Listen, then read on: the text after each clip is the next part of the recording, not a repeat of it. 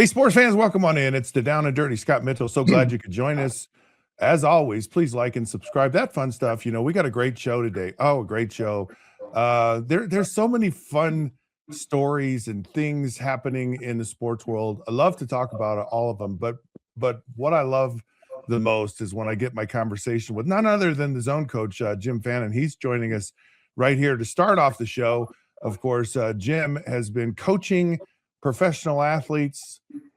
He's been coaching companies, some of the top business executives in the world for the past 50 years on how to I always try to decide what it is to be the best version of yourself, to tap into your greatest performances, to play like a champion, just all of that stuff. Anyways, that's what Jim does, and he's incredible at it. So he's kind enough to join our show every Thursday. We really appreciate it. Jim, welcome to the show. How are you today? I am awesome. I'm ready to get down and dirty. Okay, I have to tell you a funny story. This just kind of popped into my. I like your hat, by the way. Yeah, be nice if I had one. I'd actually wear it. On its way. Love it. Anyways, so I like to shoot guns, right? And so I live in a place where I literally can drive, I don't know, 6-7 minutes from my house, be in the middle of nowhere, and I can go shoot guns. I had a few of my kids in town, and we went and shot guns. So I have a couple of older guns, and they're really cool. And I was trying to clean one. It needed to be cleaned, and so I took it apart. I'm like, I'll figure out how to do this. Well, it took me like 4 days to figure out how to put it back together after I took it. And I went through deep AI dives on how to reassemble this gun, right? And so I wake up at the crack of dawn, as we were talking about earlier, and I finally figured out how to put the gun together. And I've just felt so proud of myself, you know, and I finally got it back together, and it was really easy once I figured out how to, but I'm telling you, I racked my brain trying to figure out how to put this gun back together. And I had to dig deep into, this gun was manufactured in like the late, it was like 1962. So it's an older gun. It's a Colt revolver. It's a really cool gun, but I found the original owner's manual photo, and off of one photo it just shows you all the parts and kind of where they fit together. That's how I figured out. I mean, I went through all these videos and all this stuff. So that's not the end of the story. The end of the story is I had another gun, and so it took me just racking my brain trying to put this Colt back together. So I get this other gun. I go, well, this gun's got to be easy. So I decided to dismantle this second gun and clean it, and you know, get a deep dive in it. And it had this spring on the muzzle, and you had to push it down and turn this lever. And well, I turned the lever, and the spring shot up into the air, and there were 3 parts that went flying through my garage, and I haven't found the parts yet. And so I am terrible at actually cleaning guns, and I have this mindset, and it's like I should have learned my lesson. I should have stopped at one gun, and I didn't. And so now I'm on my hands and knees. You know that speckled flooring they put on garage floors? Like, I couldn't see the part if it was in front of my face. Like it blends in with the garage floor. So anyways, that's been my life. You mentioned getting up at the crack of dawn, and that just reminded me of that story, because I wake up every morning in this frantic sweat, like, how am I going to fix these guns? And I go in my garage, and I figured out how to do the one. The other one, I still haven't found the parts to it. So there you have it. There's my life story. I have a hack for that. You ready? Wait, a hack? Oh, you have a hack for which? To figure out how to? Oh, please share. Yeah. Yes. The first thing you want to do is to take a good look at the gun that hasn't been taken apart, and shut your eyes and see it operating, but see it the way it is. Then when you take it apart, mentally put the part back at the same time. So I take it apart, I shut my eyes, and I put it back. Every time I take it apart, I mentally put it back. So you want to put in your mind the holistic of what you want. When you went to bed the night before, and that's the reason you woke up and had that aha, I know how to do it. The night before you went to bed thinking about it, more than likely finished. Now, if you think about it as a challenge and it's a part, I can't find the part, well, then you're not going to find it. To find that part, look at the part in your mind and turn your mind off. And then look down, you'll go right to it. Now, you can do that because I know you're capable as a former professional athlete to turn your brain off completely. And when you do that, the holistic will come in, you'll go find the part. And this is a reverse engineer of how I'm coaching a client for 50 years. What do we want? What are we trying to do? And you go to see the gun finished. Once that's in your mind, your subconscious is smart enough, because it took it apart, it's smart enough to put it right back together. You need to believe and expect that that's going to happen. You know, that is, I'm kind of laughing inside, but I'm not, because I just totally can see this, right? And I think that's an amazingly powerful statement to say, to see the gun finished. And I think when we're trying to accomplish something that's like seems almost impossible, or is rather, bold and out there, to be able to see it done, or to see us there, or to see it completed before you're actually there, gives you that like confidence and that belief and that expectation that you can do it. And I just I when I went on my journey to go play professional football, like I saw that, like I went there with the expectation of being the starting quarterback for the Miami Dolphins, and that's the way I went into, and I already saw myself there. And the same thing when I went to call, kind of, and I didn't have this knowledge then. I just kind of stumbled onto this, but what it gave me was like, it was just, I don't want to say it was easy.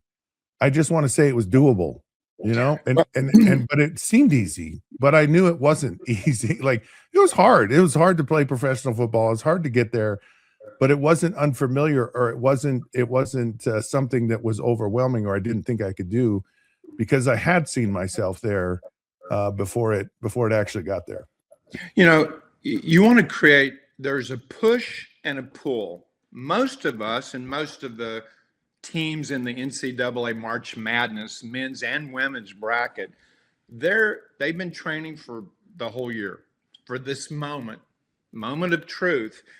And it's easy to get into a push situation where you're trying. I'm pushing, Yeah. I'm trying. And it's easy to have some things go wrong. When they go wrong, do you judge? Do you become a victim of the referee, the umpire, the crowd? And the replacement tool is really one of the things that can help you get over the challenge. So I have a challenge, and now I go to the replacement tool, which is seeing me cutting down the nets. That's seeing me win the last point in a tennis match. To see me make the final putt. And that image, that picks me up when I'm down. I replace it. So you have two options when you're having a challenge. I can't find this part to my gun. See the end game. Go to B, see what you want. Your subconscious will pull you to the manifestation of that. But if you're bitching, moaning, and complaining about, I can't see it, look at my floor, I can't find it, then you won't. You'll be right. Yeah. You'll have a challenge. Is it that simple? Unfortunately, it is. But we've all been guilty of doing this incorrectly. And how many young college athletes in March Madness, men and women in these NCAA championship brackets, how many are going to try too hard, push too hard, and let go of the vision? the vision that they've sought for the whole year. Now, the best coaches that have done this before, like Calipari and Patino with St. John's, Calipari with, I've got on Kentucky Blue. I think they're going to have a challenge with Santa Clara, but that's another story. Don't lose sight of your vision. It will pull you through when you have challenges. So because I was searching for ways to put this gun together, I like to, my guilty pleasure is YouTube. Of course, we're on YouTube. And so I get all these things in my feed, and I start getting these gun videos. I start getting shooting videos. I get all this stuff. And there was this one about how to shoot a shotgun. And so I started to watch this, because I like to shoot shotguns and all that stuff. And he this guy talked about, and it's really kind of what we're talking about. And it relates to so much, but even to the finer points, even to the NCAA basketball tournament. And he said, you shoot with your eyes, and you actually see it and you point to it. And he was talking about hand-eye coordination and how your eyes will lead your hands to the right outcome. And it was kind of essentially what you're talking about, this push-pull thing.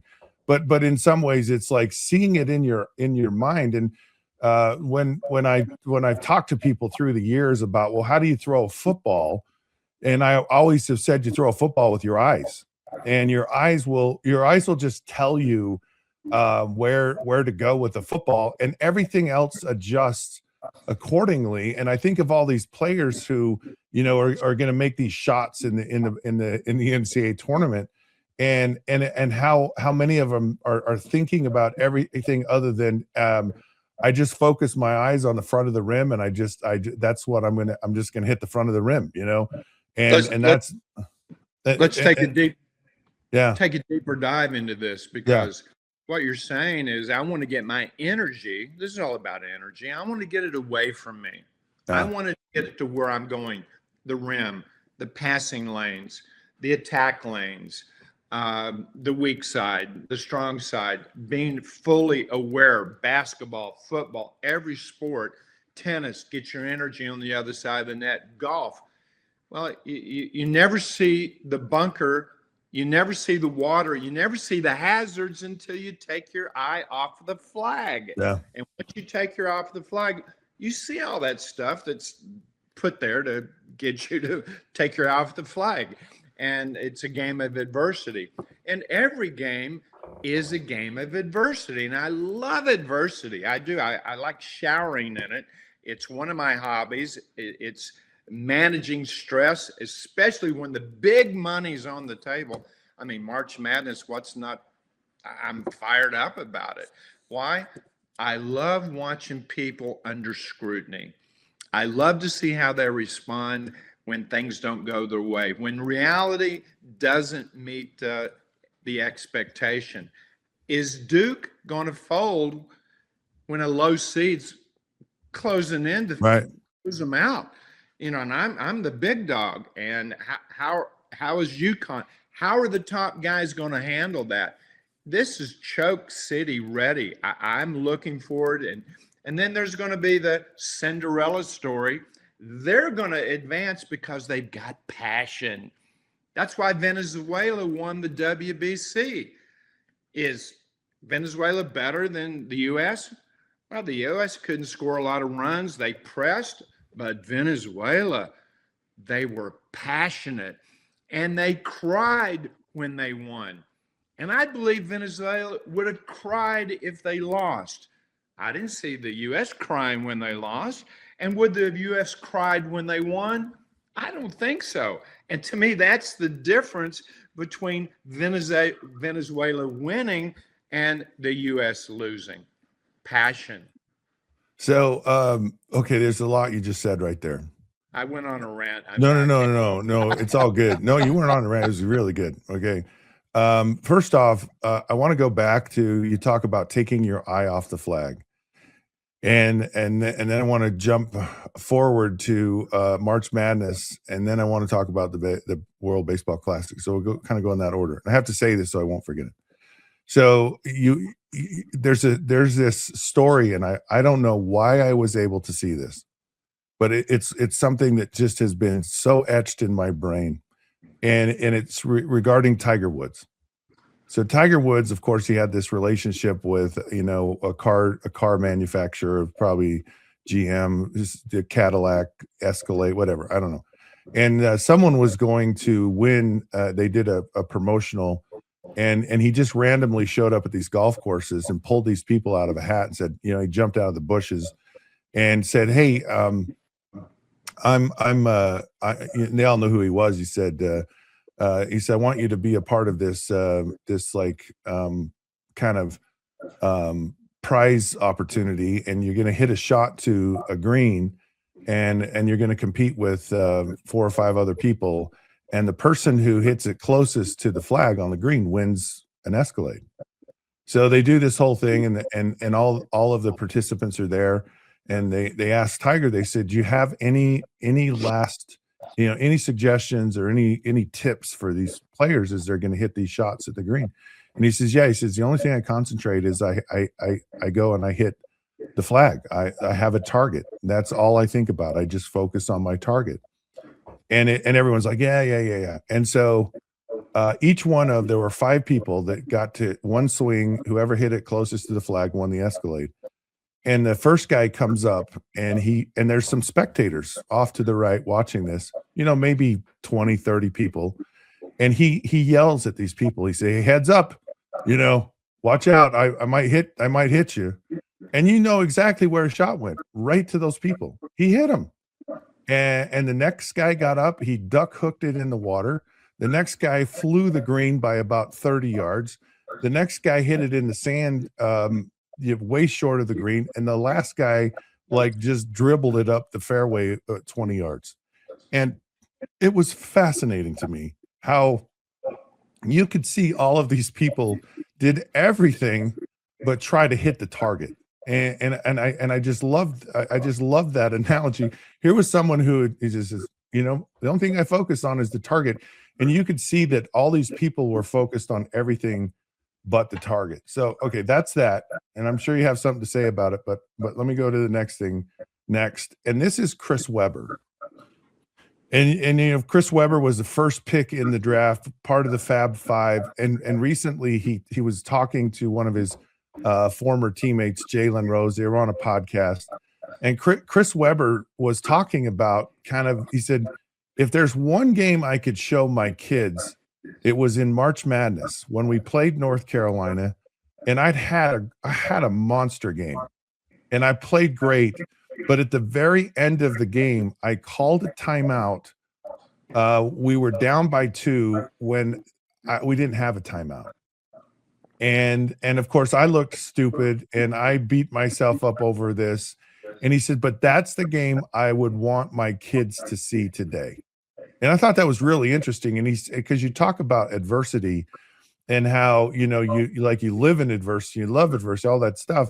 And he said that was why I want to show my kids that, is because, here I'm having this great moment and I mean, phenomenal moment, but in the crunch time, I have just a bonehead play.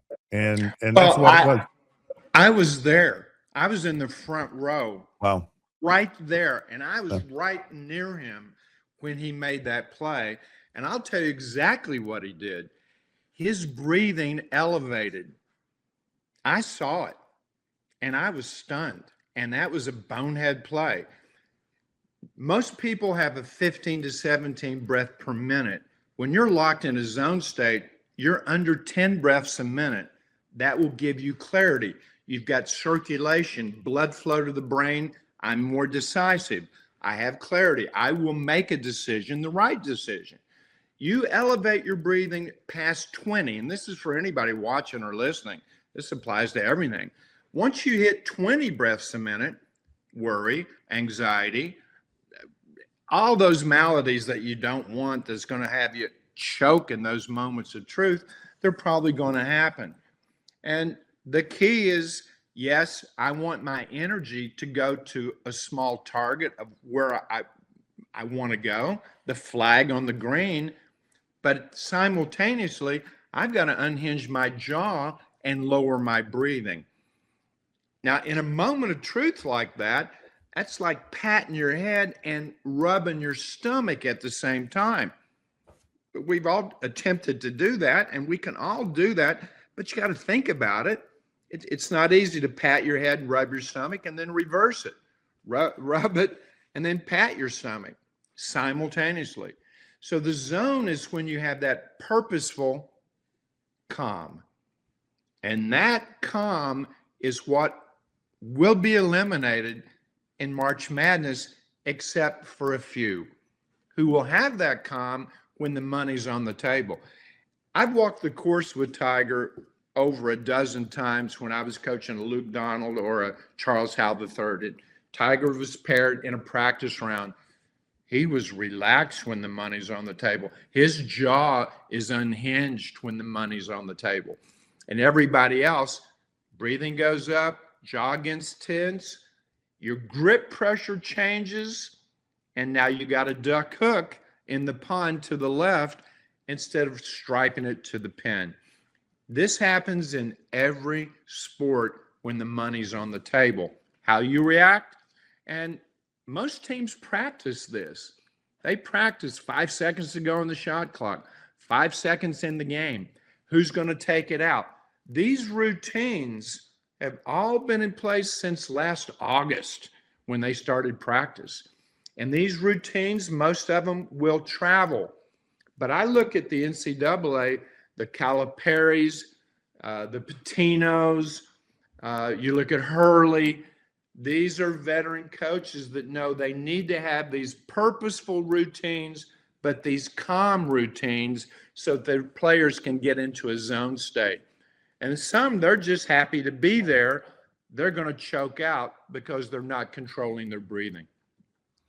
Yeah, it's one of the things that I love to watch about March Madness, because you have all of these different schools from these different backgrounds, from these different levels of play. You have these different coaches who have a rich understanding of, competing in those pressure moments. And then you have some upstarts and you have some Cinderellas, and you just have this whole massive hodgepodge of mindsets and expectations and all these things. And it's just one of the most fascinating studies to watch in all of sports. And one of the things that I think is fascinating is, and my daughter went through this when she was in high school, and she played volleyball, and they ended up playing in the state championship, and they lost in 5 sets, and they were leading in the third set, like I think it was like 17-9,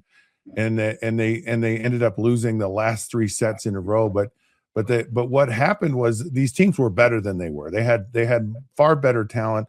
The team that actually won the state championship had never lost a match, and so.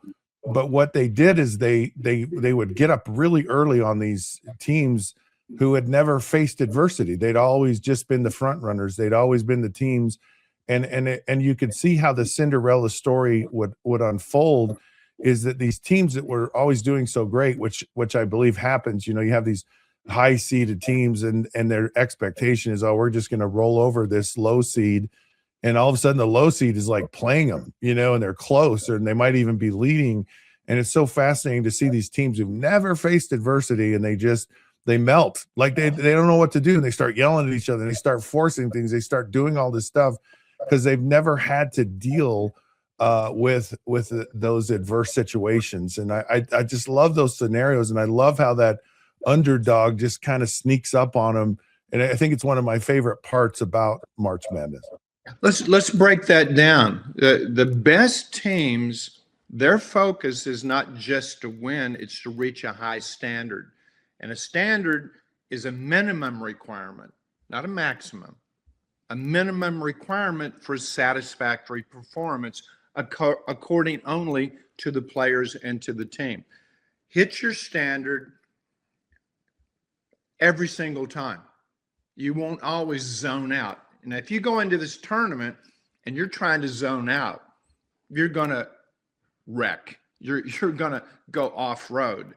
You're going to have one game where you don't have your A game. That's where that standard comes in. And that's where a coach will help the other team lose to you instead of you feeling you have to beat them. Because everybody's under scrutiny. The top seed, they're going in with expectancy. The bottom seed, they're going in with belief. The top seed may have a sense of knowing because I beat 4 or 5 of the top 10 teams in the country already this year. I'm between expectancy and knowing.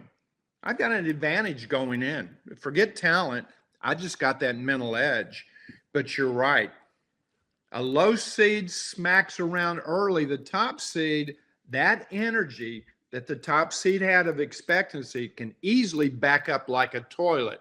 Now breathing goes up, grip pressure changes, 3-pointers don't fall. I make ticky-tack fouls. I'm slow on defense because I'm overthinking. And I'm primed now for an upset. And I can't wait to see some upsets. And then once you do have an upset, my favorite line to all the people I've coached that even hit 4 home runs, you're only as great as the game after greatness. Get your fanny back in the trench and get ready to hit another standard. Don't try to match a zone performance with another one. That's a cause for you to fail.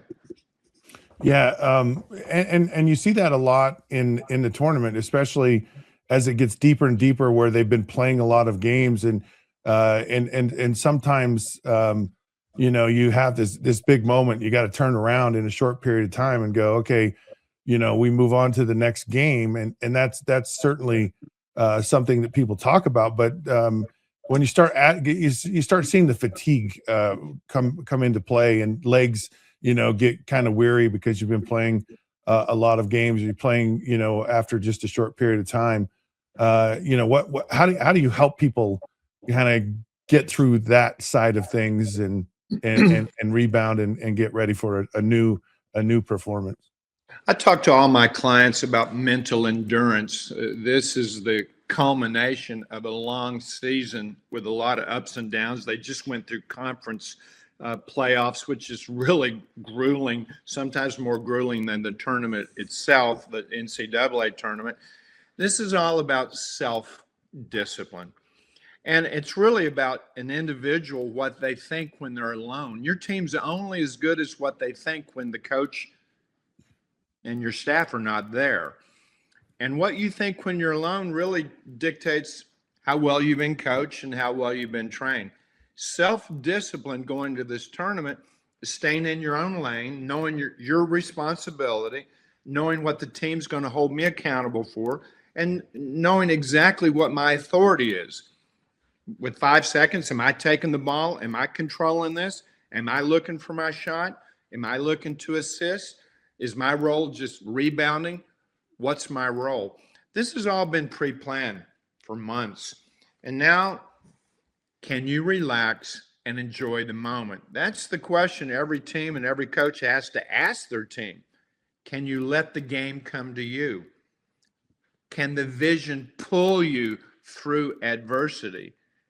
Or will we overthink, go into the future and the past, not be present, make mistakes, and lose to maybe somebody that doesn't have our talent? We see that all the time, and that's why we love sports, and that's why you can gamble on everyone. ESPN says this is who's going to win, and you could be wrong every time based on these emotions. That's why we love it. But behind the scenes, are you disciplined? Are you focused? Are you confident, at least on what you have, and what you have is enough? And are you relaxed? That's a challenge. And are you enjoying the moment of scrutiny? When you talk about this, what are you thinking when you're alone? Like, that's a scary thought. Like, for young men, kind of their brains developing, and you're a coach, and like, okay, what are these guys thinking about? What are they doing when I'm not around? And it makes it for some reason it drew me back to when I was in high school, and we were we had a really good football team and football program, and but we never won a state championship, and that was the culminate. That was the thing, right? And so my senior year, we're undefeated.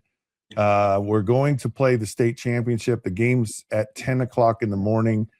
It's an hour drive. So we played at the University of Utah on their artificial turf.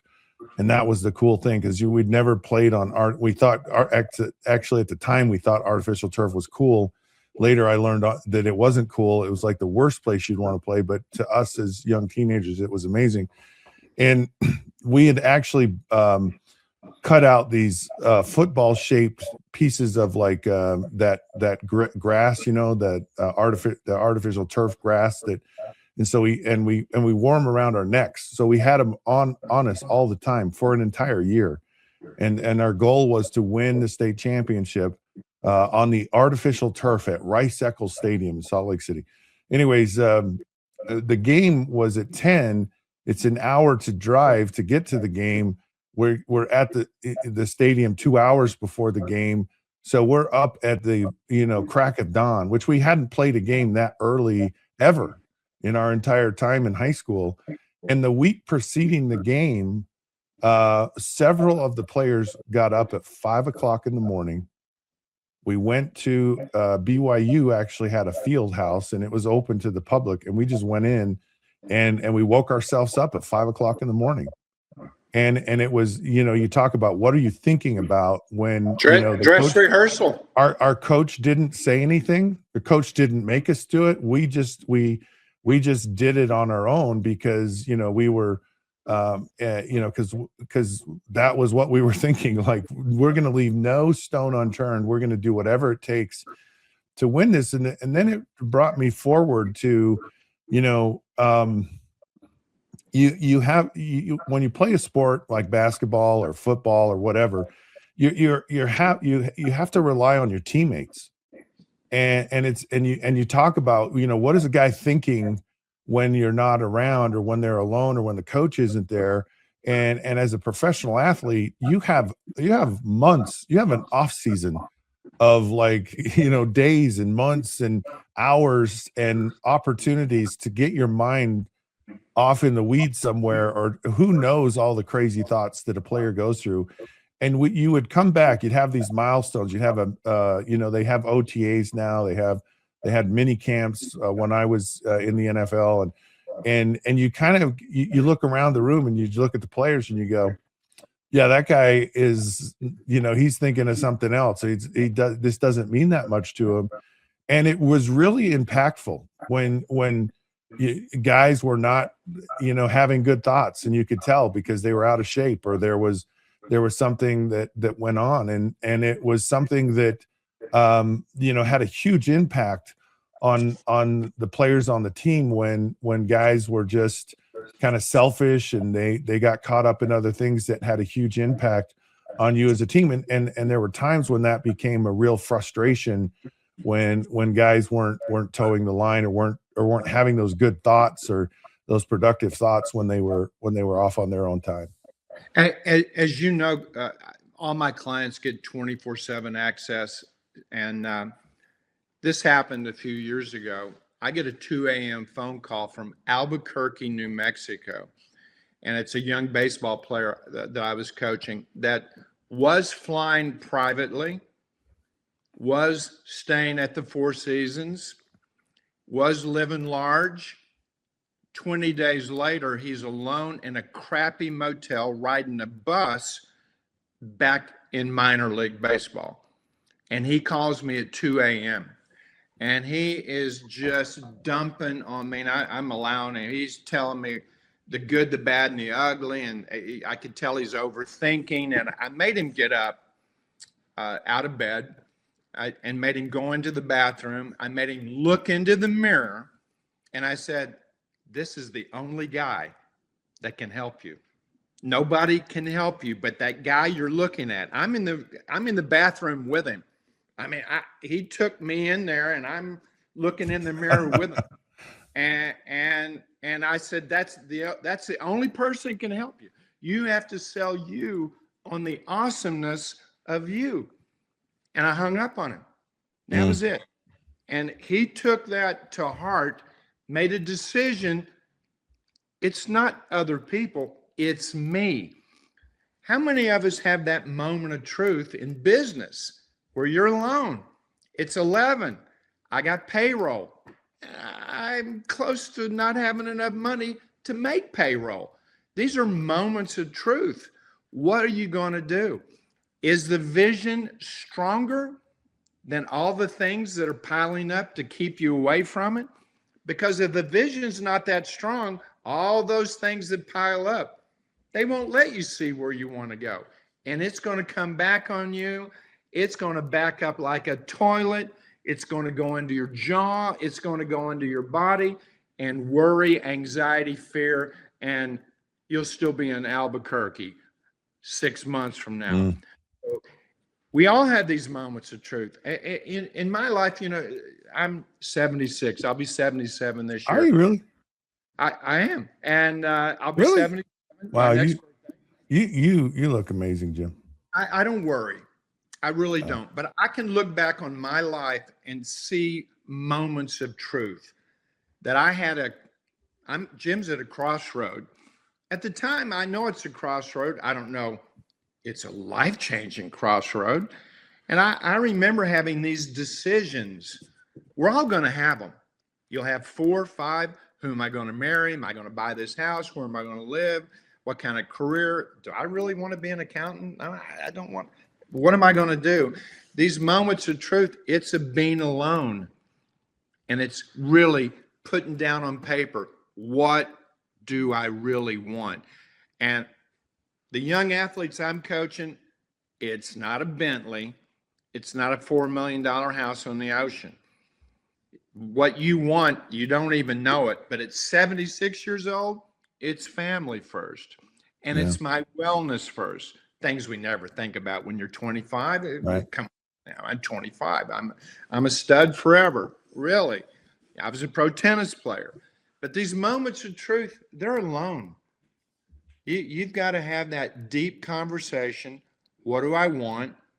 What will I sacrifice? Time, energy, money to get what I want. And is it really worth it? Money's not worth it.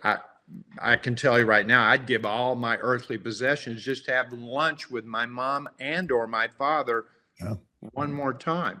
So you wake up and realize this is short. Somebody told me the other day, yeah, you're going to live a long life. And I'm like, no, you're not. It's a short life. Yeah. Take it from somebody at 76. I still, in my mind, think I'm 25. Why? I'm hanging out with 25-year-old superstar athletes. Right. So I feel that way. But the key for how I look, and thank you, Scott, I don't give 2 craps what happened 5 minutes ago unless I can laugh about it or learn from it. Otherwise, I'm not going to talk drama, hearsay, gossip, rumor. I just don't go there. I stay out of the past except for learning and laughing. And I just don't go into the future except for planning, strategy, and tactics. Live your life in the moment. Yeah. You said something to me a long time ago that really stuck with me.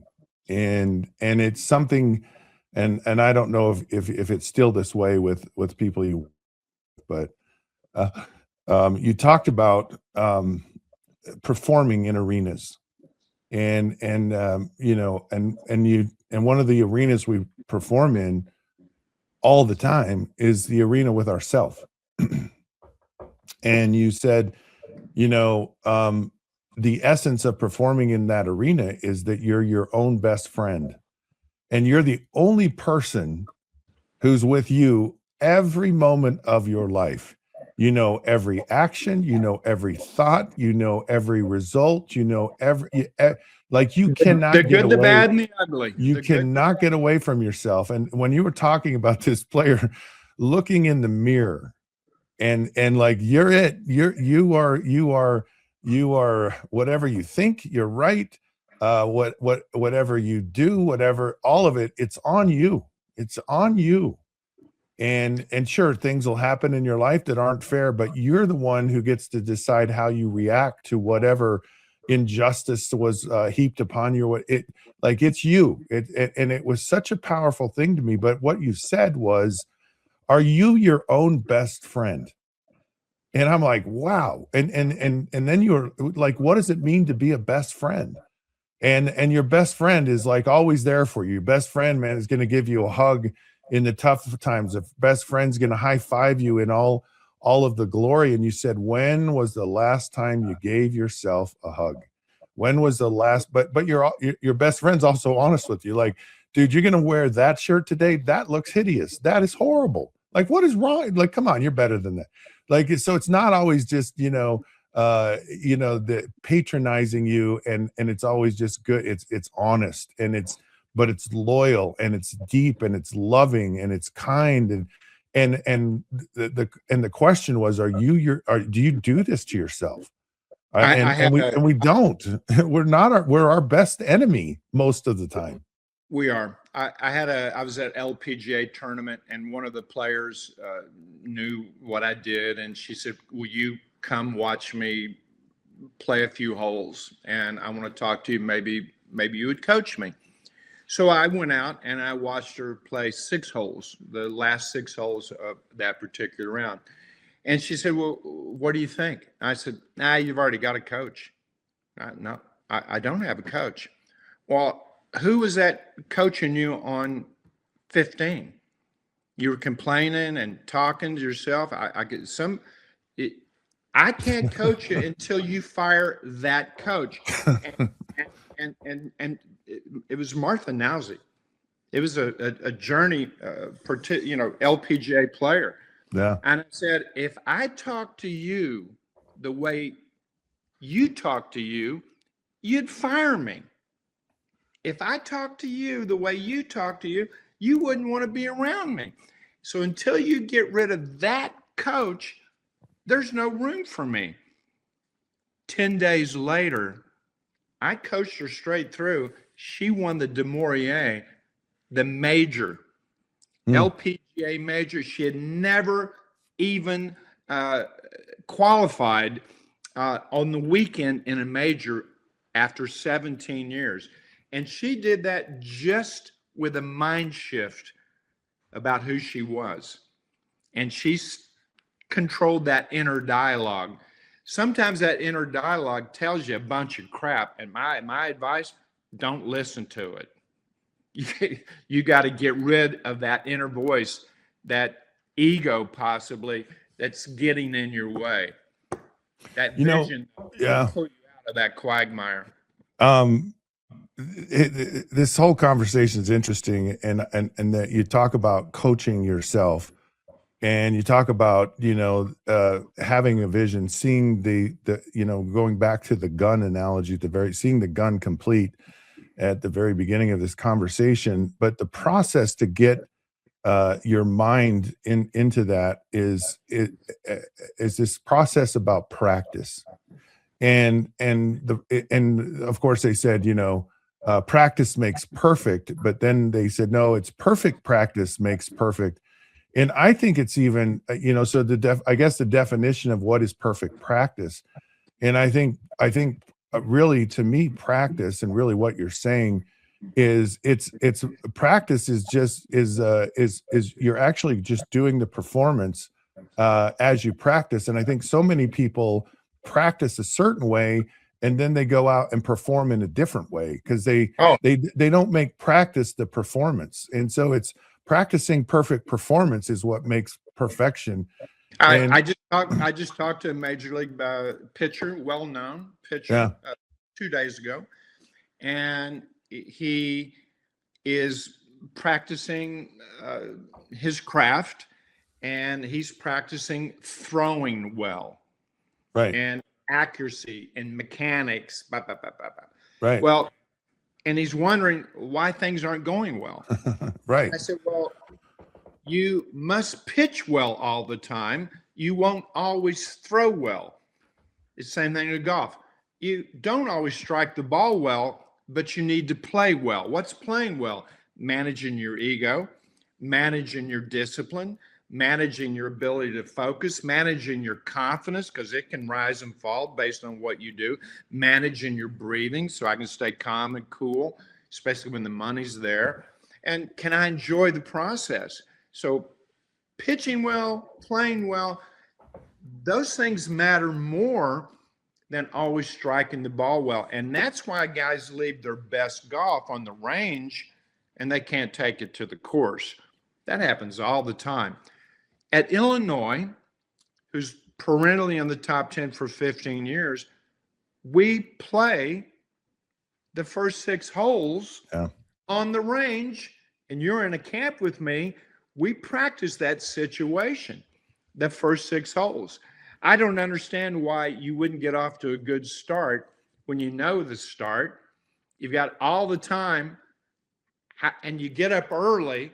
How do you not get off to a good start? You're practicing the wrong things on the range, and you're not ready to not just open the round, you're not ready to adjust as soon as something goes wrong.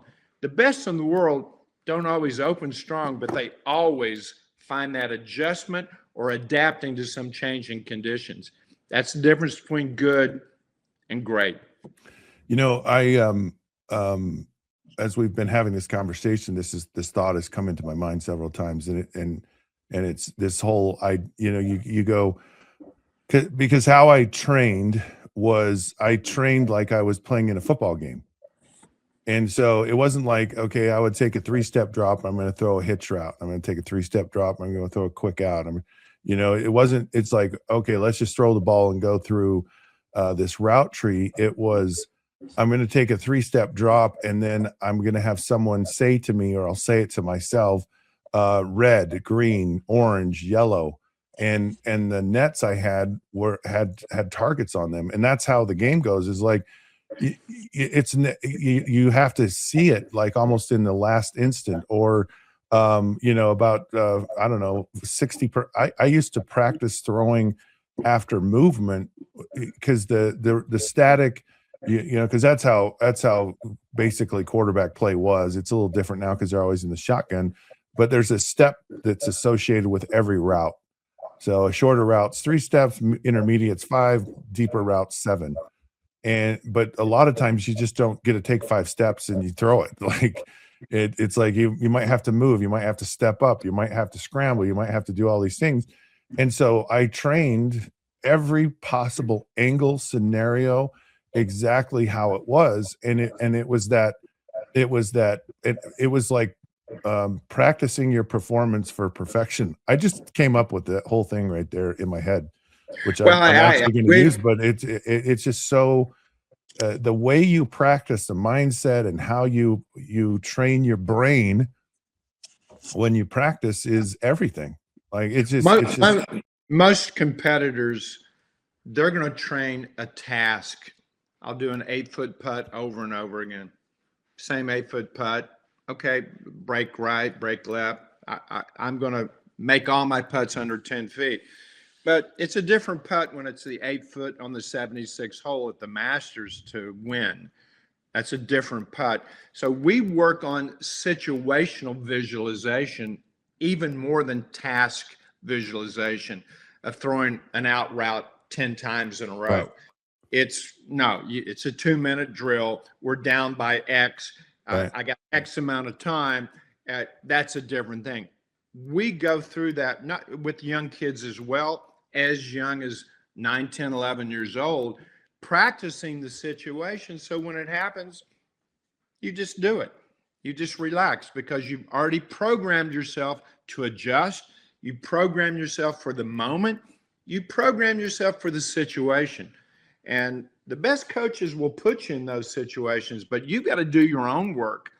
You got to see yourself in those situations, loving it, the moments of truth. I've done this with every athlete, whether they made it to the Hall of Fame or they were just someone getting ready for high school.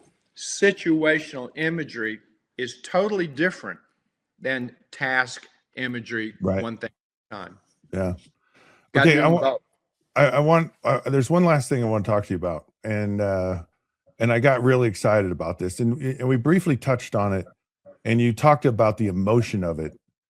Venezuela winning the World Baseball Classic, and Rob Manfred has hinted or brought out that with kind of the, I guess, the popularity, or this game has kind of really grown in interest and passion and all this stuff, and that, but it's challenging because it's early on. Pitchers are kind of not really up to form yet, so it's a little bit of a challenge. But he floated the idea of potentially having this during the midseason as kind of the all-star type of thing, and of course hockey has done this with their Four Nations tour and or tournament, and as you mentioned, the NBA has their yeah, season tournament. right, and I wonder, because I hate all-star games. I hate all of it. It's not, it's not. I mean, maybe the only thing I really even remotely like is the home run derby kind of thing. But what's your thought on that? Does that make sense to move the WBC to and replace the All-Star game? He said, look, we've got contractual agreements, but it may be something we might consider moving forward. I'm all in favor. As a fan, I'm all in favor as a coach. Anything that will bring more passion will bring more viewers. Passion. And that's what the WBC did. It is passion. How many times do you see drums being beat in St. Louis and people, doing a Congo line? I mean, not that it doesn't happen, but the passion was there. I mean, how many times do you see an athlete cry when they win? Not always. They cry when they win because they put so much into it. They know what they sacrificed, and they know what it means to their teammates and their constituents, and obviously what it means to Venezuela playing the U.S. Don't think that didn't have a lot to do with it. It right. did. Yep. It was a big deal. No one talked about the political side of it, but come on. It was a chance for Venezuela to say, we are who we are. We are somebody, and we're special. That's who we are, and they showed it. It was awesome. I loved it. Yeah. Passion. What do you think that's what it takes? Is this kind of setting these nations against nations kind of thing in order to get that excitement and that passion? Because when there was a time when making the Pro Bowl in the NFL was a big deal, and the game was actually halfway decent, and it meant something. I used to love watching the All-Star game and watching the greatest players go play each other in a very competitive basketball game. I love that. And it's just unwatchable at this point. And I just don't understand why have the players lost that passion in those types of games? What is it? Well, yeah, the passion starts at the top, and in terms of these leagues, wanting that passion. But look at the Ryder Cup.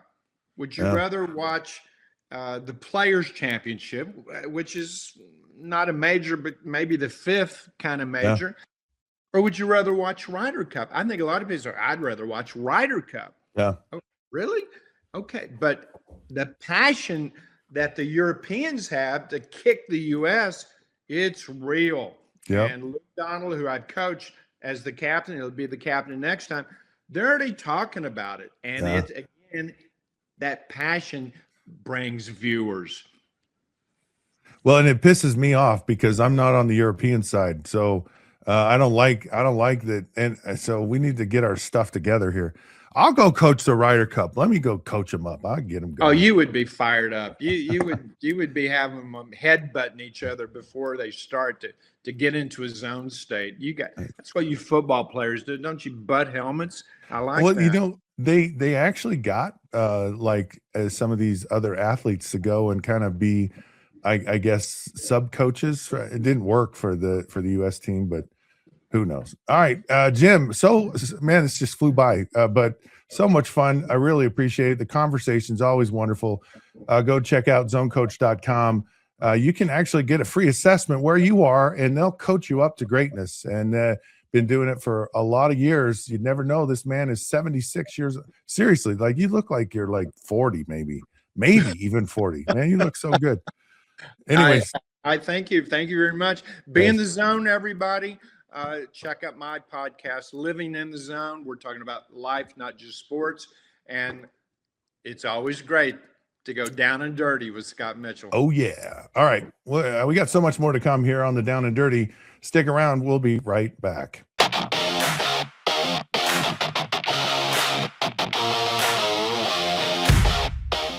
The Pete Souza Show, Monday through Friday, 10 a.m. You want to talk NFL draft? I don't know. How about we get you Todd McShay? You want to talk Big 12? We can get you the commissioner. Somebody about the Cowboys? How about we have on the owner, Stephen Jones? Pop culture? Michelle Beadle. I mean, we will bring on the people that you want to hear from. And these people don't join us because of me. They join us because of you. You got to watch this show, okay? It's got everything you need. Sports, hijinks, laughs. Did I mention hijinks? We'll see you on the Pete Souza Show. Now, we are under the 365 Sports umbrella. Check it out. I'm wearing a Tulane shirt. No idea why. It's the Pete Souza Show. Sports, Pete.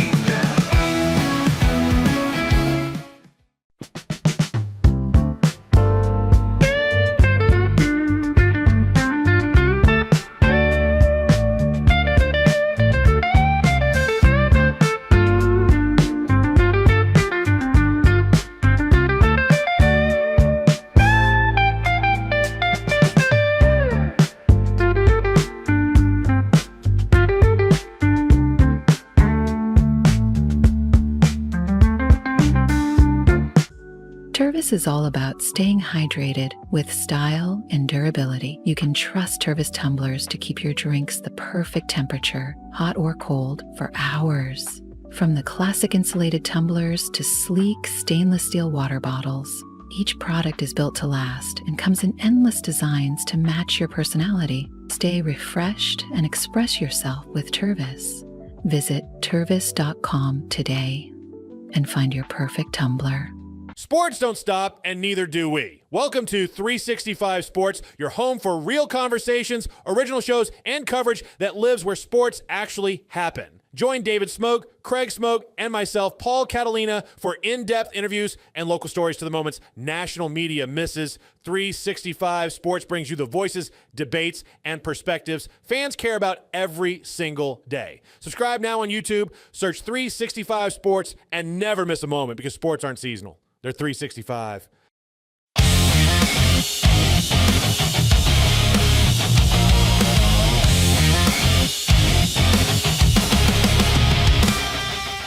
Hey, sports fans, welcome back. Down and Dirty, Scott Mitchell. So glad you could join our show today. As always, we love having you here. Of course, like and subscribe, do all that fun stuff.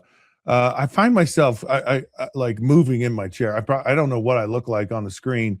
But I get excited. There's a lot of stuff to talk about.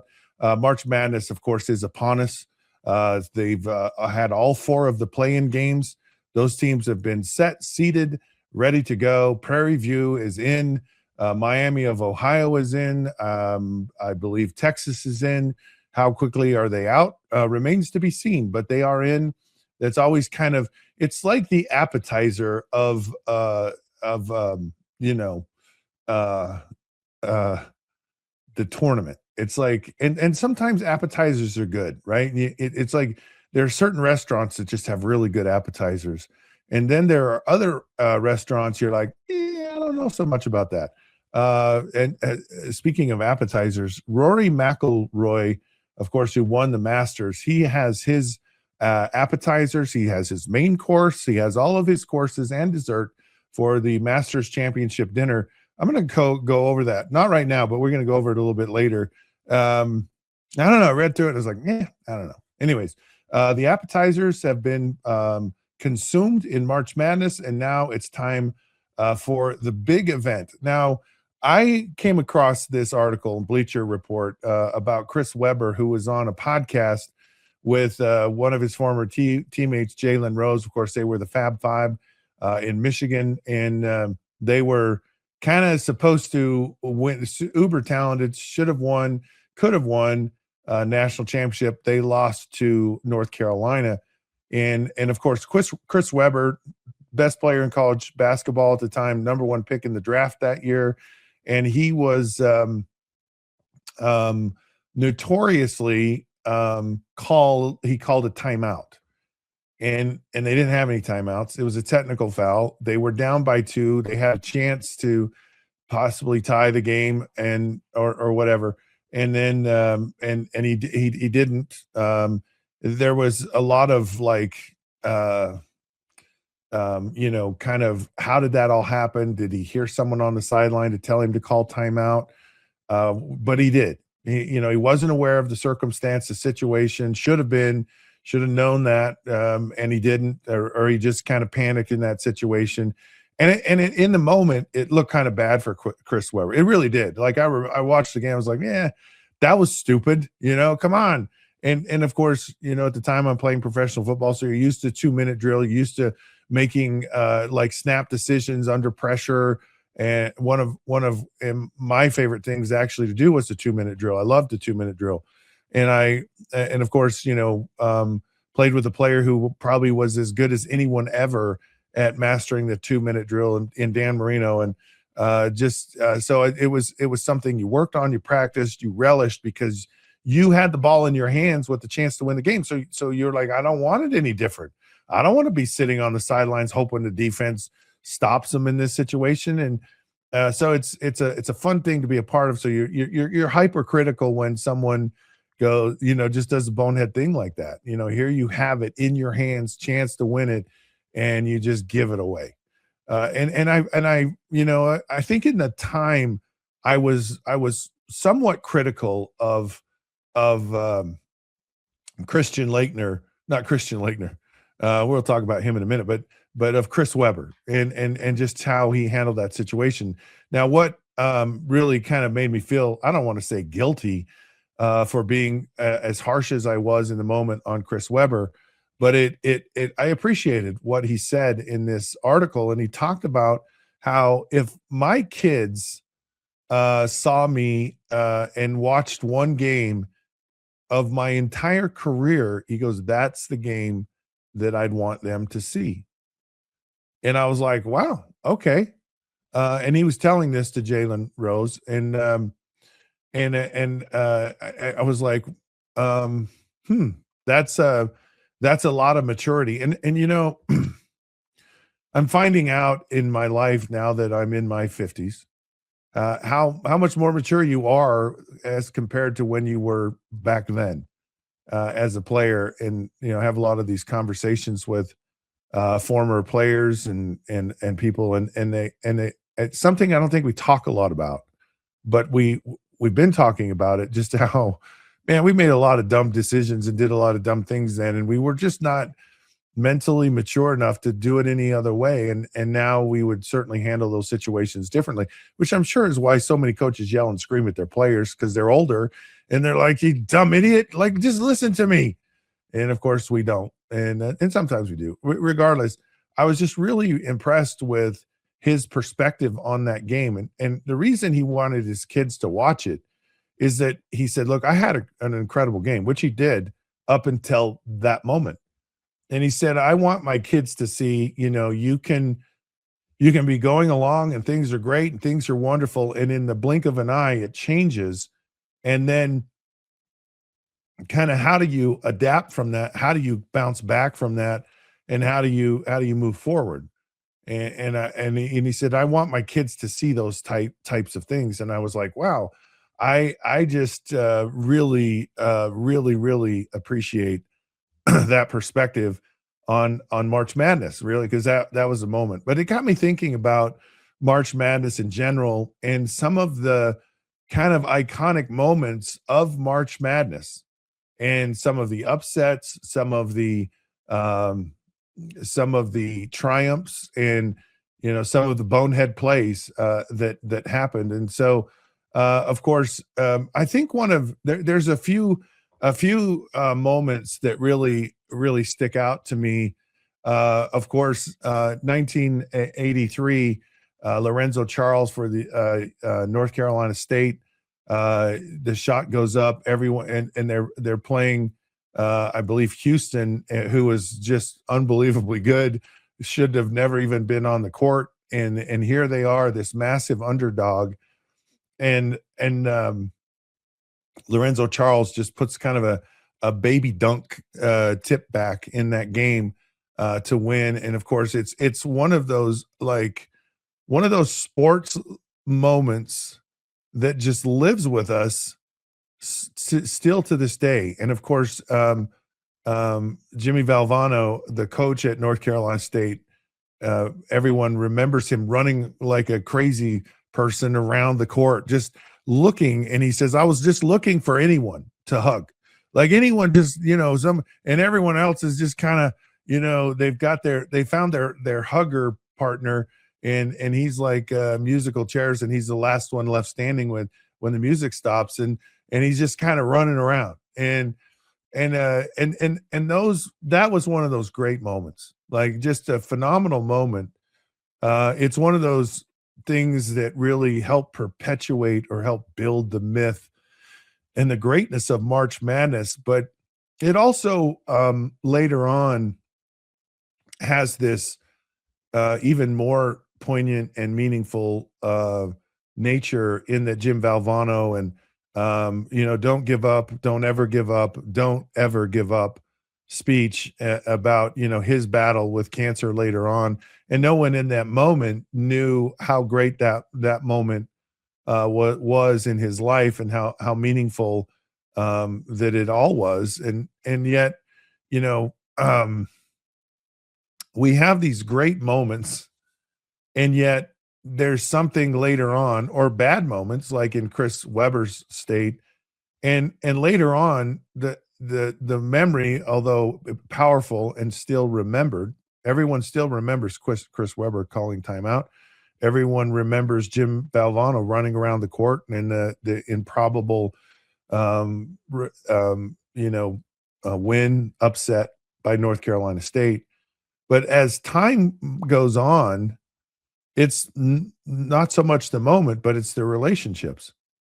Thurl Bailey, who of course he was on that team, played for the Utah Jazz, and that's what they talk more about, is the relationships that they've had, or that they had. And in that moment, it's not about, it's about the moment, right? But there's a much deeper, a much bigger meaning to things later on. And so it's fascinating to me how these moments actually draw us into a more meaningful result later on. It's like, yeah, I hit the game winner, or I didn't. And it's, and it's just, it's so fascinating that later on we go, what matters most to me were those relationships. That's what I would give up more than anything, is to have and to be in those, to have those relationships. Of course, another big moment was, Duke, and Duke was at the time, 1992. They were, one of the top teams in the country. They had Grant Hill and Christian Laettner, and they were just really, they looked like, and yet they were in this struggle, and they needed a last second shot. And that's the other part about March Madness that I just love so much, is it just creates a canvas for some masterful artwork to happen in these dynamic moments, like Christian Laettner. I mean, we're talking a 3/4 court pass, and you're sitting there. Now, I think part of the challenge with that is, like, how can you not defend that? There's so much time for that ball to go through the air and to be able to deflect it, to knock it away. And yet it's perfectly thrown by Grant Hill, who, if you're a quarterback throwing a football, but to just kind of heave a basketball down the court and hit, and it's not something you really practice that much.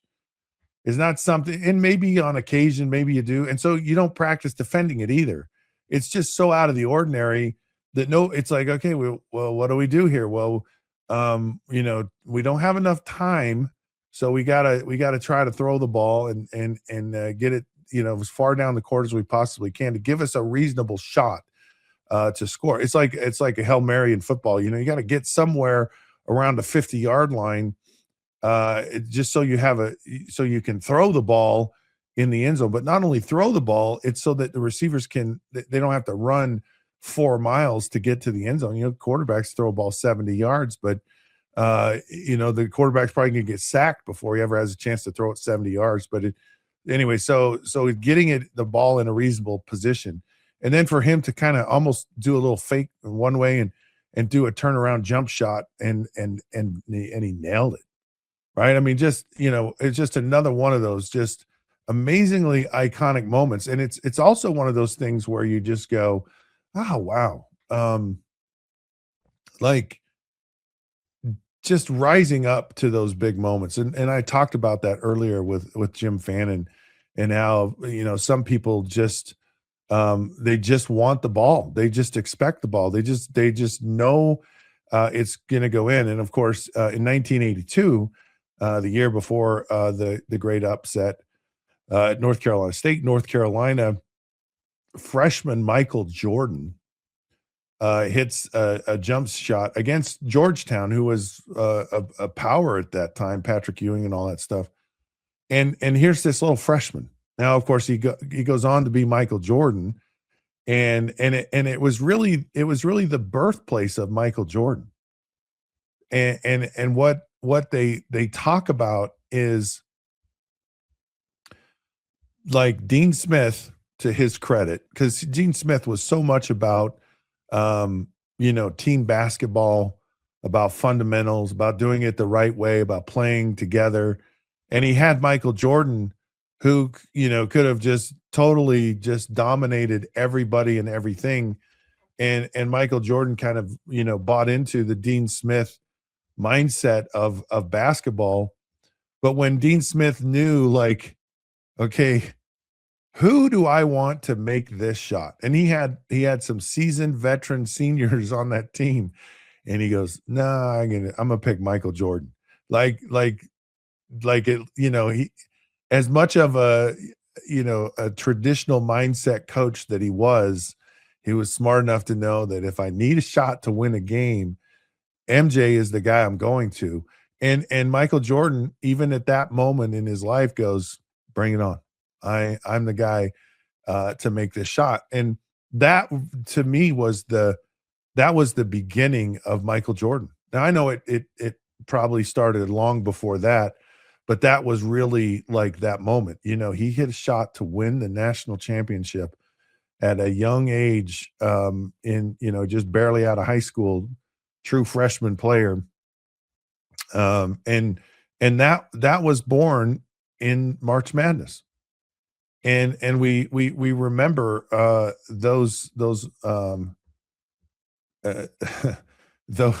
moments. Now, there's another historic moment, and of course it's UMBC. Well, it's University of Maryland at Baltimore County.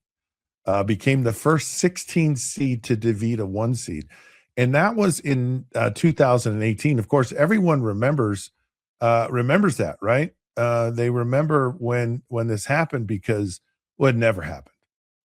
Like, it absolutely had never ever happened at any moment, and it's just it's one of those things that because really, this whole segment, like, March Madness is starting. There's moments that haven't been made yet, but they're going to be made. Like, someone is going to have a Chris Webber moment, someone's going to have a Christian Laettner moment, and someone's going to have a Jim Valvano moment.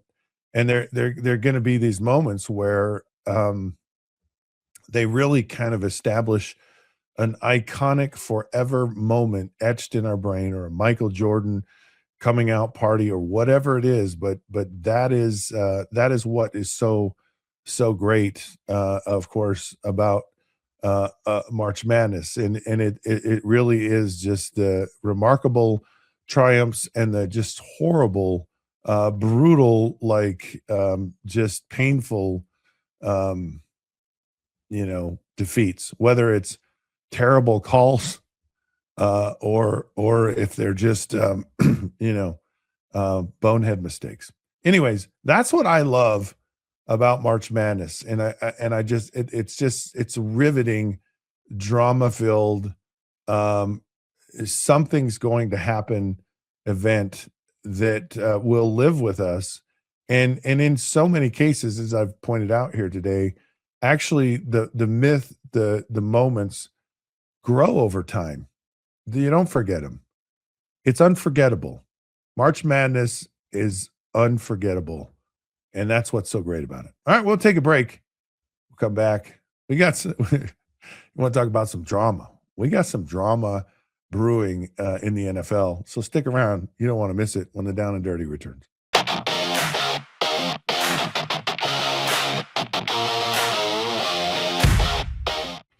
Hey, it's Matt Mosley of The Matt Mosley Show. We want you to watch our show every day, 1 to 3 on YouTube or wherever you get your podcast. And you get to see big name guests like Gary Patterson, Art Briles, Scott Drew, Doug McNamee, major Cowboys insiders, ESPN legends like Sal Palantonio. When news breaks on Cowboys or Baylor or NFL, we want you to look here first. 1 to 3 weekdays. It's the Matt Mosley Show. For 75 years, Nalgene Outdoor has been your trusted companion, fueling adventures and helping protect the planet. We're committed to reducing waste, improving access to clean water, and providing simple, safe, and sustainable products for you and your family. No gimmicks, just durable, well-designed bottles built to last. Join us on our mission to amplify life, not complicate it. Because at Nalgene, what goes into our bottles matters as much as the adventures they fuel. Explore more at nalgene.com. That's NALGENE.com. I know you're gonna love this Kodak Dot Plus printer. You guys just connect it to your smartphone and then you're gonna use the Kodak Photo Print app. It's going to print you a 4x6 photo. I am just in awe. I love how these turned out. Also, the printer comes with a free cartridge of 10 photo sheets. I can assure you, you are going to love this printer as much as my family has. You guys have to check it out for yourself. Hey, it's Zach Gelb. We're talking NFL and college football. Plus, we have some of the biggest interviews in sports media. You got to check out the Zach Gelb Show right here on 365 Sports, weekdays, 2 to 4 p.m. Eastern, 1 to 3 p.m. Central. And make sure you subscribe to my channel, youtube.com/@ZachGelbShow.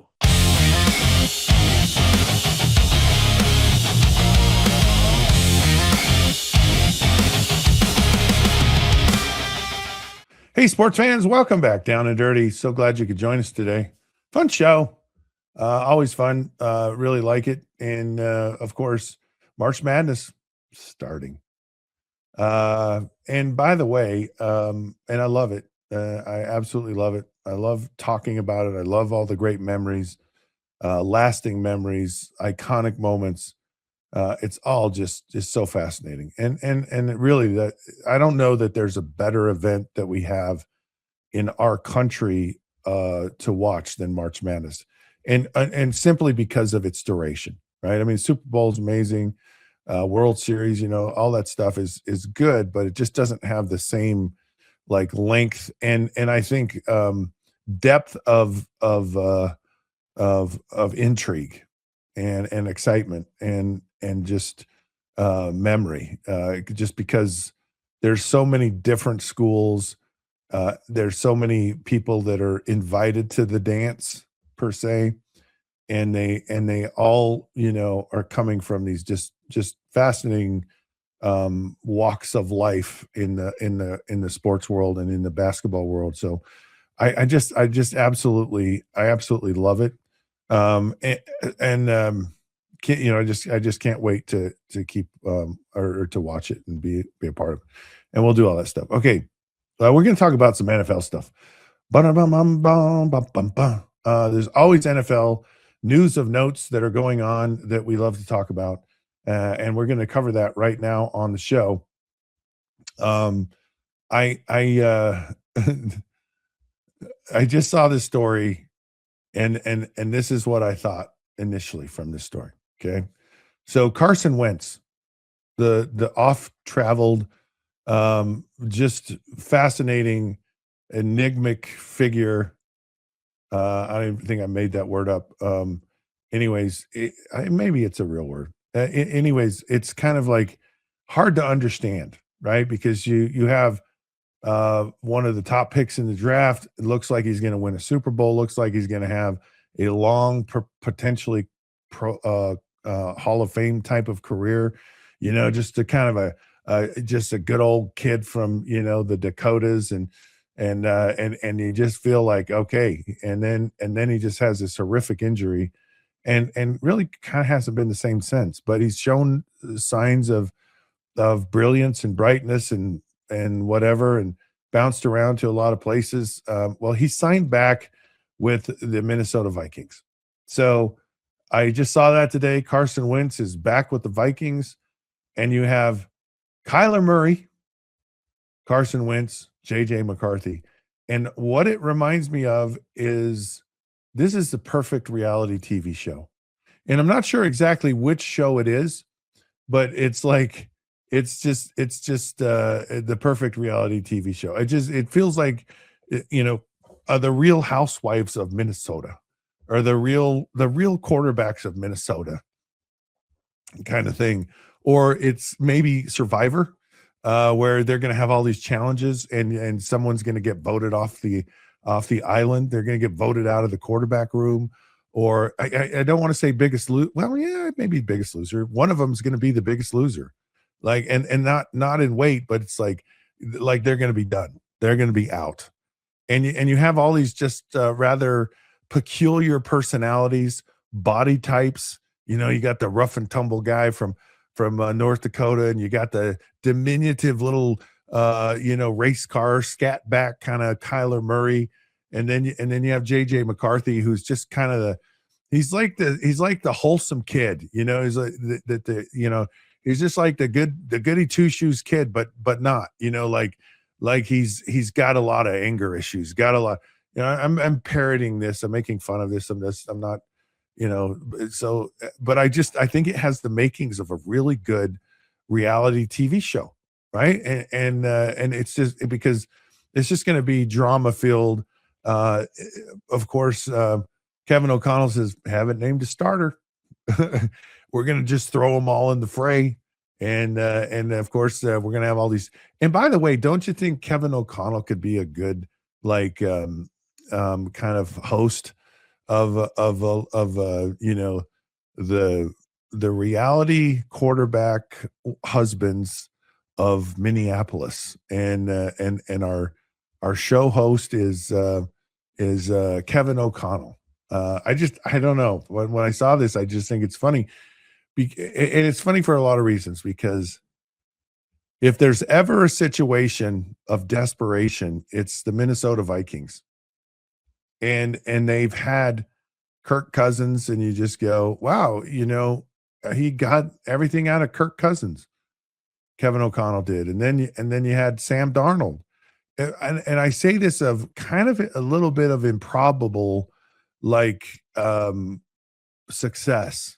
I don't think a lot of people saw that coming. And so they just assumed, well, JJ McCarthy, because we're getting rid of all these people, man, he is going to be the greatest thing since sliced bread. And it's just not really happened.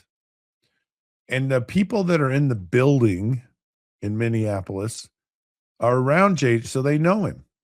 They kind of, they've had time to see his personality. They've had time to really look under the hood and see what's, what the engine is.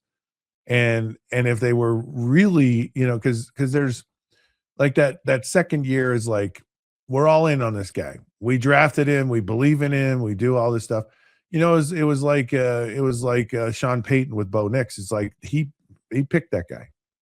So that's the guy I want right there. And I applauded that at the time. I'm like, I think you've made a wise decision there. So Kevin O'Connell did the same thing with JJ McCarthy, and it's like, okay, maybe we screwed up. So they've just got these crazy personalities, crazy circumstances that they're in. And all that tells me is it's just going to be absolutely chaotic in Minneapolis in the quarterback room, and it's the stuff for reality TV. Andy Dalton, a 38-year-old quarterback, has now signed with the Philadelphia Eagles. But it's not signed. And the reason I wanted to talk about this story is because he was traded. You know, it's one thing to have a guy on the street or to have a guy who is a free agent. It's just, you know, he's just out there. But they targeted Andy Dalton. They gave up a draft pick for Andy Dalton. They said, we want him. He is our dude. And there could have been other people, possibly, potentially, who knows, Lee, but all they know is, and Andy Dalton's been around a little bit, and Andy Dalton's had some pretty decent success, and Andy Dalton's a quarterback and play in the NFL. I guess what I wanted to say was when you have a guy like Jalen Hurts and you trade for a guy, it just says, there's something that we're concerned about. Now, it could be injuries. It could be we're not convinced completely of Jalen's production, his capabilities, all of these things. Of all the quarterbacks, and everyone rates and analyzes them, said, you know, if we got in a situation, and maybe it's like we're worried that he might get hurt because he runs a lot. Because I'm not saying which one it is, but there is an is. And that is there's something there that is concerning to the Philadelphia Eagles. And it could be any of those scenarios. It could be something maybe none of us know about. You just don't go trade for a quarterback without some concern. And the concern could even be, we need a reliable, we need a guy that, that we can win with in the event. And it also could mean we can't be screwing around with a backup quarterback who's inexperienced, who doesn't really, have what it takes kind of thing. We have to win now or else we're out. So this is a move. This is a move with significance in my mind. And it's kind of subtle, but what it is, it was a trade. And so they were actively like going, something's gotta go or give here, or we've got to be prepared for whatever contingency that might happen. One thing I think is probably the most shocking to me going on in the NFL trend wise is the amount of dead cap money that teams are willing to eat on these quarterback deals. Everyone is always looking for everyone.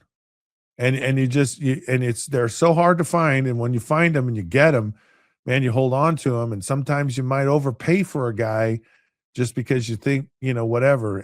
But you're seeing these Russell Wilsons and these Tua, these Kyler Murray, and they just go, we made a bad decision there, and they're willing to eat it. They're just like, no, it's not going to happen. Now, the Broncos miraculously found a way through Russell Wilson. But it was, and so to me, it's like because I always said, look at the contract with a guy. Look at the guaranteed money. That's how committed a team is to a guy. Because they don't want to have $99 million of dead cap money. That's like almost a third of your entire budget these days. So it's $100 million in one player. That's insane. And you say, well, the team would never do that. Like they just live with Tua for another year or something. They get something out of it, but they just said, no, we're going in. It's like, wow, we are. I mean, talk about cleaning house and ripping off Band-Aids. It's like, you have a gaping 12-inch wound and you just rip the Band-Aid off and you haven't even sutured it up, kind of pain that you're going to go through for that. And it's a trend and it's going on. They're just saying, and it might have started with Russell Wilson and what happened with with the Broncos, and maybe these teams just go, look, if we feel that we can get a young quarterback, and I think Miami goes, look, we got Malik Willis. We think he's as good as anything potentially out there, even in the draft. So that's the direction we're going to move to go forward. But Andy Dalton in that trade is not insignificant. It's not just there's certainly something there. Hang on just a second.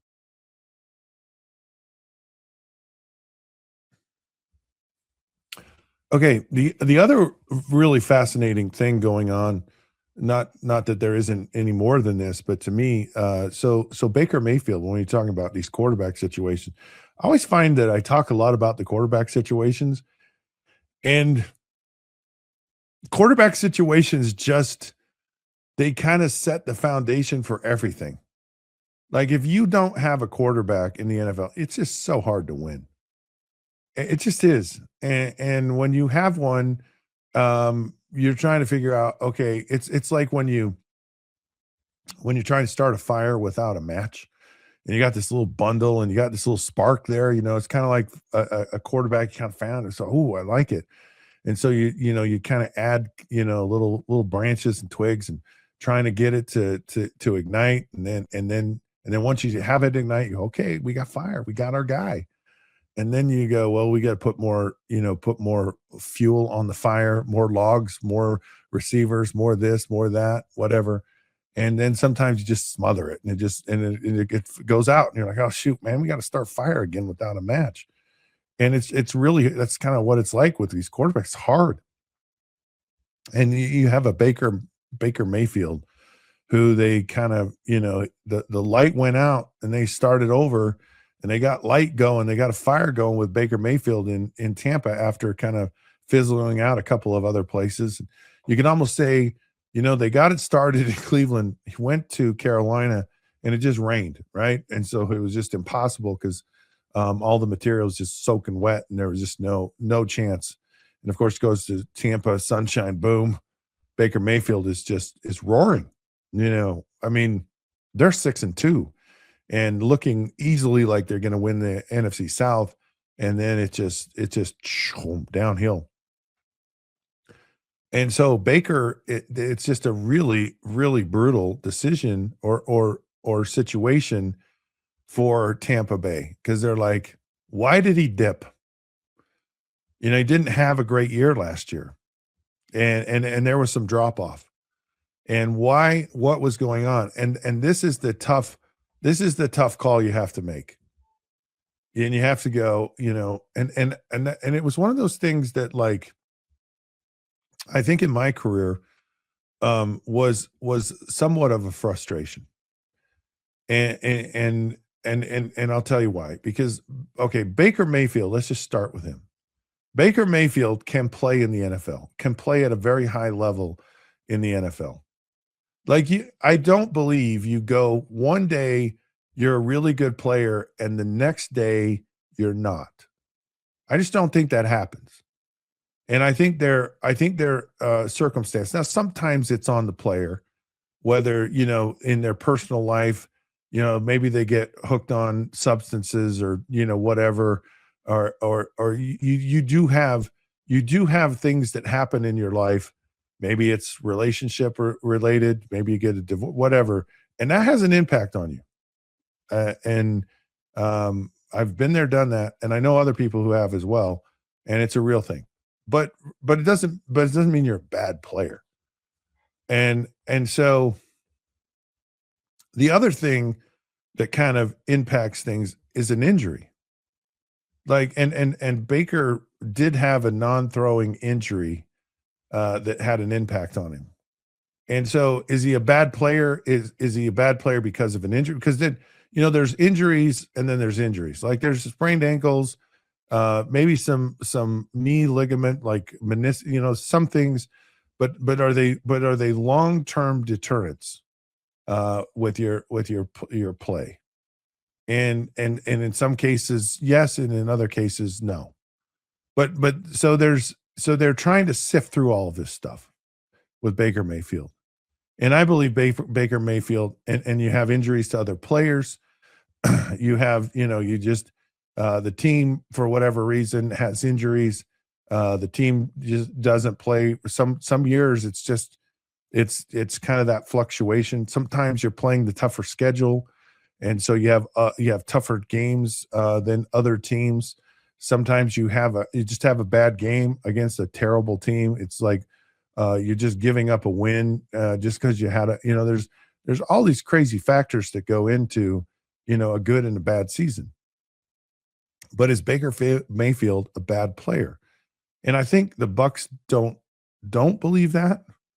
I think if you're the Arizona Cardinals, you're like, look, we drafted Kyler Murray, but we've been around him a lot. Not sure, there's question marks there. Regardless, the point is they have to make a decision, and it's not, and it would be easy if he had a great year. They just go, yeah, get the money, boom, no problem. But then the other part of it with Baker Mayfield is he's probably known that they're going to have this contract extension discussion. And sometimes that can get in your head. And so maybe that's part of why maybe he's trying to force things because he really wants to play well, and maybe he puts too much pressure on himself, whatever. Or maybe it gets in his mind and he gets thinking about it, where you just got to be just dialed in, like all the time, focused, dialed in. You can't let anything outside distract you. And it's a tough decision. It's a tough thing to weigh through all of these different factors and what kind of impact they have on the decision they have to make. And because he was in Cleveland and it was a similar type of situation. You saw success, you saw some tough times, and they moved on from it. And it looked bad for them because they go, man, look, you should have stuck with this guy, kind of thing. And I think Tampa's and they're in a tough situation because Todd Bowles is also in a tough situation because he's got to win. They're kind of at a place where and people go, they should have won. And what happened? And because Todd Bowles even came out and said the quarterback did not play well, and he called him out publicly. And so it's like, anyways. That's a fascinating decision that they're going to have to try to fight through and figure out before they get to some kind of an agreement. And they have to say, do we see this guy being here for long term? And I personally say yes, I do. I think the factors are short; they're acute factors. But I think long term, it's one of those things. I think you want to take a situation with.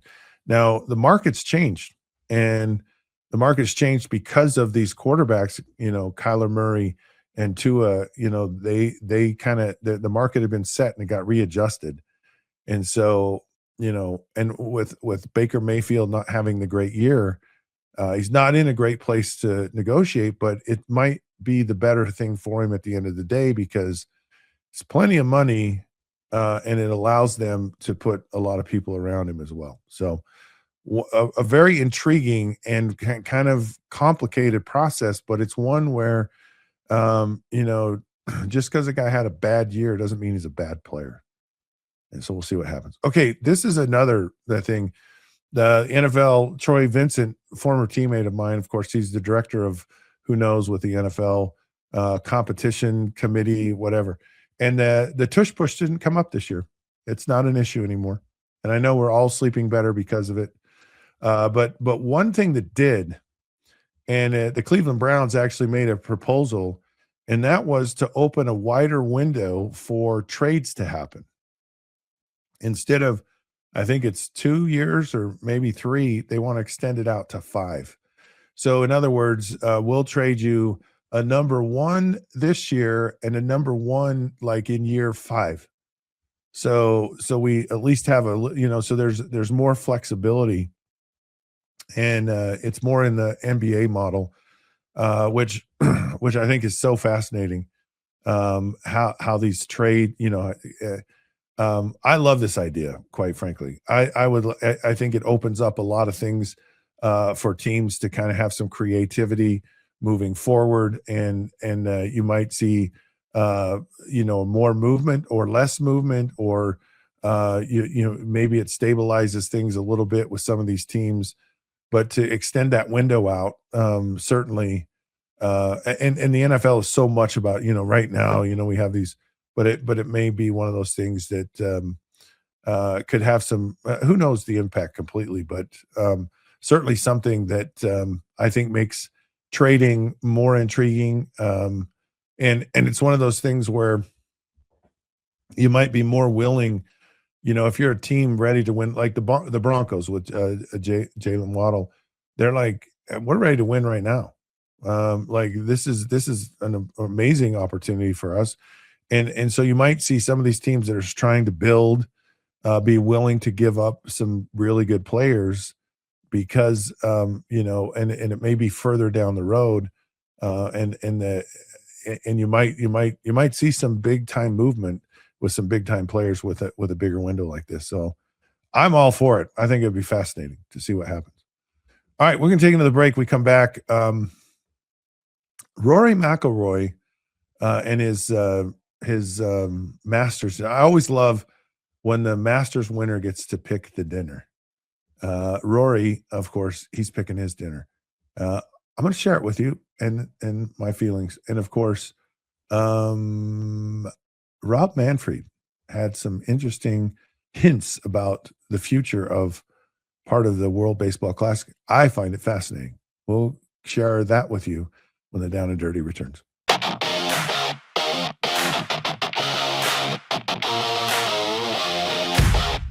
Hi, my name is Mike Lacey. I'm with Beyond the Game, a new podcast to the Rogue Media Network. Just when you thought you'd had a little bit too much about BYU, here we are to provide you even a little bit more. I, as part of the BYU group, am grateful that we're part of the Big 12 and really grateful that we're part of the Rogue Media Network. Thank you. Circulon C1 Series Clad with Scratch Defense Non-Stick. The luxury and confidence of premium clad stainless steel meets Scratch Defense Extreme Non-Stick that won't scratch, ever. With an ultra-thick aluminum core for high-performance heating. Maximize cooking, minimize cleaning. Discover the unmatched durability and elegance of clad stainless steel.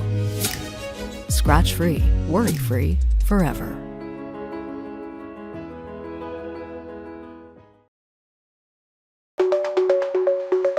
Protect your online privacy with NordVPN. Browse securely, access content from anywhere, and keep your data safe with military-grade encryption. Whether at home or on the go, NordVPN ensures your digital freedom.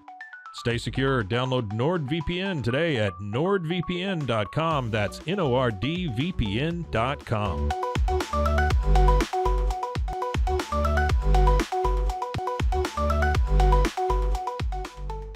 Are you looking for top-shelf sports talk about the West Virginia Mountaineers, where you can get objective analysis, but with the passion of a fan? Well, look no further than right here at Couz's Corner. I am Justin Couz Walker, the host of Couz's Corner, and you can find my show on demand over at YouTube. Most shows are uploaded by 5 p.m. Eastern Time. You can also check out my live post-game reaction shows. My special guest interviews, you can find it all on YouTube at Couz's Corner. Go check it out.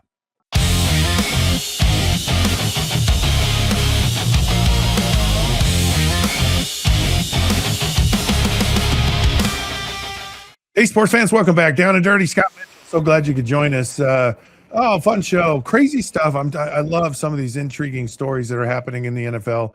So much fun to dive into them and what the potential meaning of so much of this stuff can be. And so just really excited about sports all the time. And it's just so fascinating to me.